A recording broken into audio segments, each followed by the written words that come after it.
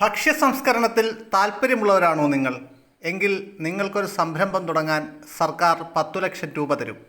Bakery, snacks നിർമ്മാണ unit, കൊപ്ര സംസ്കരണ യൂണിറ്റ്, ധാന്യപ്പൊടി നിർമ്മാണം തുടങ്ങിയ പ്രോജക്റ്റുകൾക്കാണ് വായ്പ ലഭിക്കുക.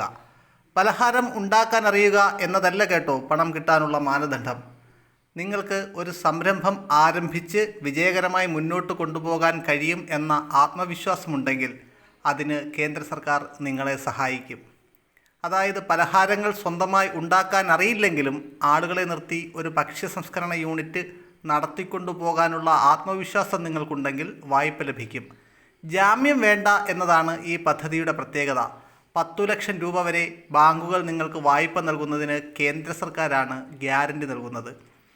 ഈ പദ്ധതിയുടെ വിശദ വിവരങ്ങളാണ് ഇനി പറയാൻ പോകുന്നത്. പ്രധാനമന്ത്രി ഭക്ഷ്യ സംസ്കരണ വ്യവസായ ഉന്നമന പദ്ധതിയിലൂടെയാണ് ഈ പ്രോജക്റ്റ് നടപ്പാക്കുന്നത്.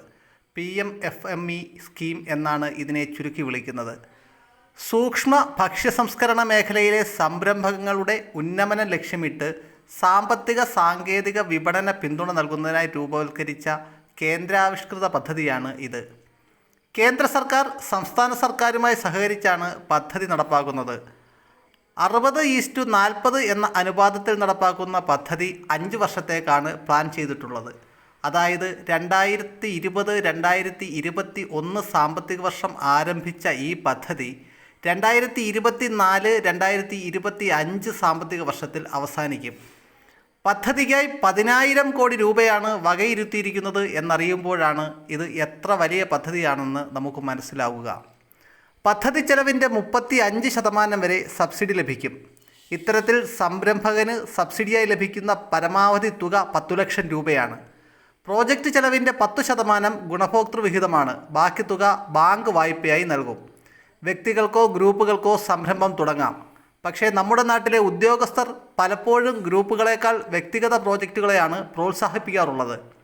ഭക്ഷ്യവസ്തുക്കൾ നിർമ്മിച്ച് പായ്ക്ക് ചെയ്ത് വിപണനം നടത്തുന്നതിന് താൽപ്പര്യമുള്ളവർക്ക് വളരെ ഗുണകരമായ പ്രോജക്റ്റാണ് ഇത്. പ്രത്യേകിച്ച് സ്നാക്സ്, വെളിച്ചെണ്ണ, ധാന്യപ്പൊടി യൂണിറ്റ് തുടങ്ങിയവയ്ക്ക് കേരളത്തിൽ നല്ല മാർക്കറ്റാണുള്ളത്. മായം ചേർക്കാത്ത ഭക്ഷ്യവസ്തുക്കൾ നിർമ്മിച്ച് മാർക്കറ്റ് ചെയ്താൽ വാങ്ങാൻ ആളുകളുണ്ടാകും. മായമില്ലാത്ത ഭക്ഷണ പദാർത്ഥങ്ങൾ ഇന്ന് മലയാളികളുടെ ആഗ്രഹം മാത്രമായി മാറുന്ന കാലമാണല്ലോ ഇത്. ഉദ്യോഗസ്ഥരെ പോലെ തന്നെ ഞാനും ഗ്രൂപ്പ് വ്യവസായത്തെ പ്രോത്സാഹിപ്പിക്കുന്നില്ല കേട്ടോ. കാരണം മറ്റൊന്നുമല്ല, ഇത്തരം സംരംഭങ്ങളിൽ പലപ്പോഴും ഒരേ മനസ്സോടെ നിന്ന് പണിയെടുക്കാൻ ഗ്രൂപ്പുകളിലെ പലരും തയ്യാറാകണമെന്നില്ല. നമ്മൾ മുതലാളിയായിരുന്ന് എല്ലാ കാര്യത്തിനും ജോലിക്കാരെ വെച്ച് ചെയ്ത് ആദ്യം തന്നെ ഇത്തരം സംരംഭങ്ങൾ പരാജയപ്പെടാനുള്ള സാധ്യത കൂടുതലാണ്. അതേസമയം സംരംഭകൻ കൂടി ജോലി ചെയ്യാൻ തയ്യാറായാൽ ആദ്യഘട്ടത്തിൽ തന്നെ സംരംഭം ലാഭത്തിലാകും. പാക്കിംഗ്, മാർക്കറ്റിംഗ് തുടങ്ങിയ കാര്യങ്ങൾ ആദ്യഘട്ടത്തിൽ സംരംഭകനും കുടുംബാംഗങ്ങളും ചേർന്ന് ചെയ്യുന്നതാകും ഉചിതം. ഇനി എങ്ങനെയാണ് ഈ പദ്ധതി അനുസരിച്ച് വായ്പയും മറ്റ് കാര്യങ്ങളും എന്നറിയണ്ടേ? ആദ്യം ചെയ്യേണ്ടത് നിങ്ങളുടെ താമസ സ്ഥലത്തെ വ്യവസായ ഓഫീസുമായി ബന്ധപ്പെടുക എന്നതാണ്. പഴയതുപോലെയല്ല. സംസ്ഥാനത്തെ മിക്ക വ്യവസായ ഓഫീസർമാരും ഇത്തരം പ്രോജക്റ്റുകൾ ആരംഭിക്കാൻ വലിയ സപ്പോർട്ടാണ് സംരംഭകർക്ക് നൽകുന്നത്. ജില്ലാ വ്യവസായ കേന്ദ്രങ്ങൾ, താലൂക്ക് വ്യവസായ ഓഫീസ്, ബ്ലോക്ക് വികസന ഓഫീസ് എന്നിവിടങ്ങളിലാണ് ബന്ധപ്പെടേണ്ടത്. പിന്നീടുള്ള എല്ലാ കാര്യങ്ങളും ഇവരുടെ നിർദ്ദേശമനുസരിച്ച് വേണം ചെയ്യാൻ. പദ്ധതി ആനുകൂല്യങ്ങളെല്ലാം ബാങ്ക് വായ്പയുമായി ബന്ധപ്പെടുത്തിയാണ്. ധനകാര്യ സ്ഥാപനത്തിൽ നിന്നും വായ്പ അനുവദിക്കുന്നതിനനുസരിച്ച് പദ്ധതിക്കായി അപേക്ഷ സമർപ്പിക്കാം.